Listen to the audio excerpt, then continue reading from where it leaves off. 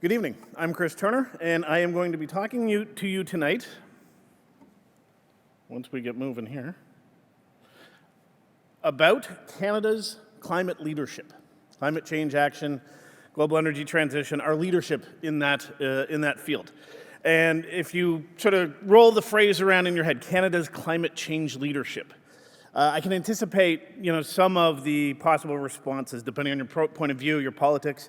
You might be thinking, "Oh, come on," as if there's any such thing. What kind of leadership have we shown on any of this? Or maybe you're thinking, yeah, we do some stuff, I guess. We're part of it, I guess, right? We're doing okay. The one thing I can anticipate, though, is probably not a whole lot of hell yeah, we're leading this. We're way out in front. Go Canada. It doesn't inspire that kind of response, at least not yet. But I do have nearly 7 minutes left, so let's see where we get to on the subject of Canada's climate change leadership.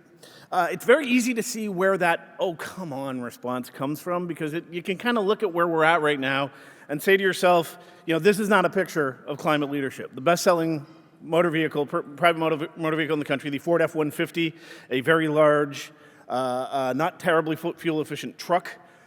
Most of the top 10 best-selling passenger vehicles in the country are trucks or SUVs, large vehicles, not known for their fuel economy. That is not seemingly where we put our priorities as far as transportation.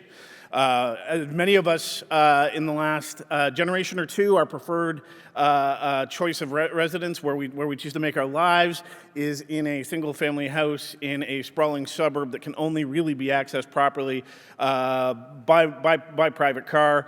Houses weren't built to maximize efficiency or anything else.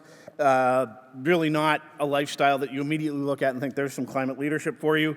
And then on top of that, we spend an enormous amount of our time in public life, in politics and beyond, arguing where should the next pipeline go to move which bunch of oil or gas to which market, while we continue to perpetuate a status quo that we know is has us on course for catastrophic climate change. So you look at this picture and you say to yourself, this does not look like a snapshot of climate leadership. Surely there are other countries out there just absolutely embarrassing us with their leadership. For example, Germany. There's a country that I've talked about in terms of their climate leadership quite a lot, and with good cause. Renewable energy, the global energy transition, energy efficiency. Germany decided a generation ago, around about 20 years ago, that they would become one of the first major industrial nation to drive hard to that goal.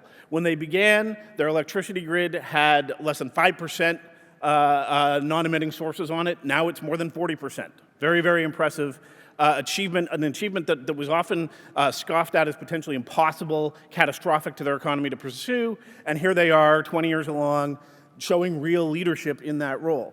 Along the way, hundreds of thousands of jobs created in the clean tech sector in Germany.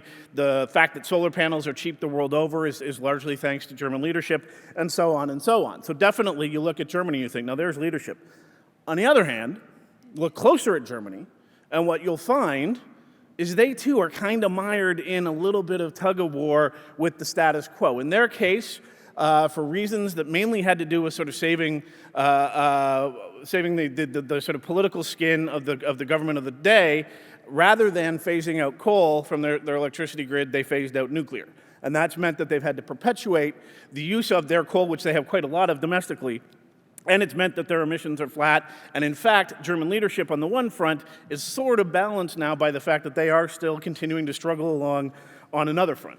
So if Germany's not that sort of shining example that we need to be chasing, who might be? Well, another country that's done a lot of amazing stuff on the climate leadership front, Costa Rica. Costa Rica, you hear often, it's the great green eco-tourist country. Big headlines recently, 100% renewables. And that's true. The majority, nearly 100% of Costa Rica's electricity is non-emitting. Most of it is good old-fashioned hydropower, which is not that strange to Canadians, particularly not in British Columbia. and really is not so much a testament to the fact that Costa Ricans were so much more enlightened than the rest of us, but that it is a very wet, very mountainous little country where hooking up hydropower is relatively simple and cheap to do just about across just about the entire country. That said, you've probably heard, didn't they recently pledge, didn't they say they were going to be net zero for emissions within a couple of years? Didn't they have a new president who's this young, dynamic guy? And there's some truth to that, but in fact, what Costa Rica wound up doing was saying, we will have a plan to get to net zero in place by 2021 in order to meet that target by 2050.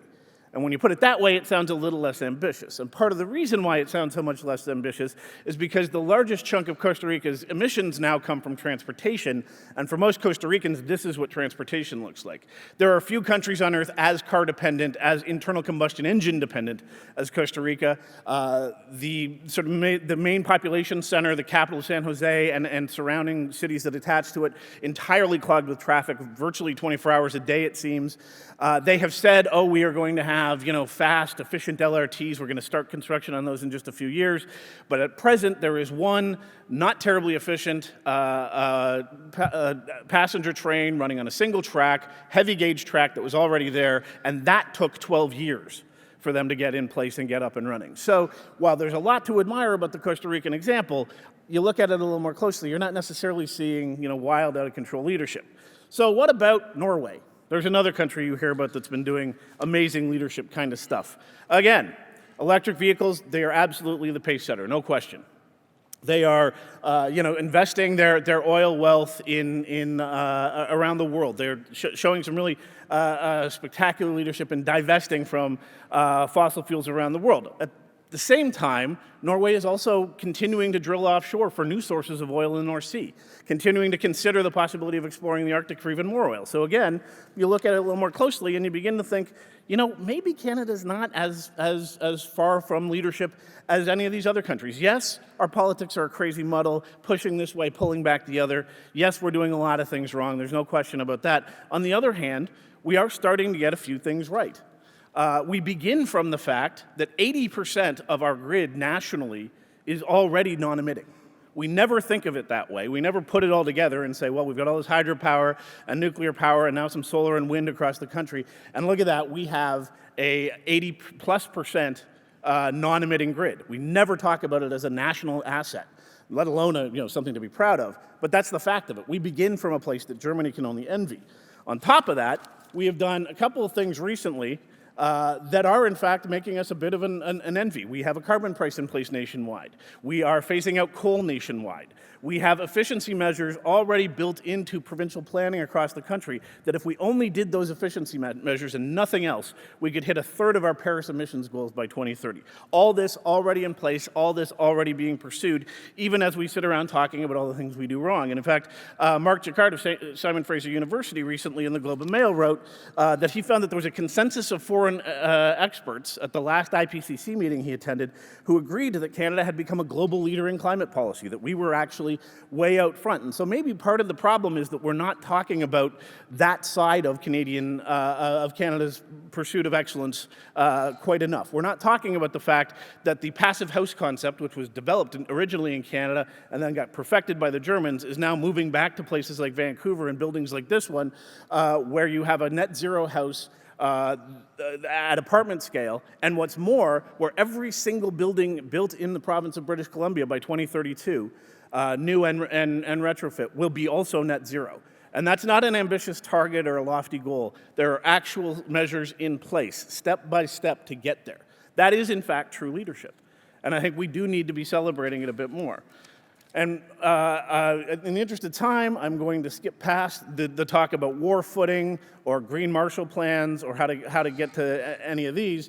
What I will say, though, is when you look at what the world needs, which is a lot more of this kind of stuff. You see leadership all over the world, from Germany with solar house design, Tesla with its leadership in automobiles, electric buses being churned out by factories in China, offshore wind being developed, floating offshore wind by companies in Norway. There is still a lot of room there for Canada to take the lead. And I think what we need to do is to begin to acknowledge we are already very, very much committed and very, very much becoming part of the pace-setting group of nations that is going to build that low-carbon future. Thank you.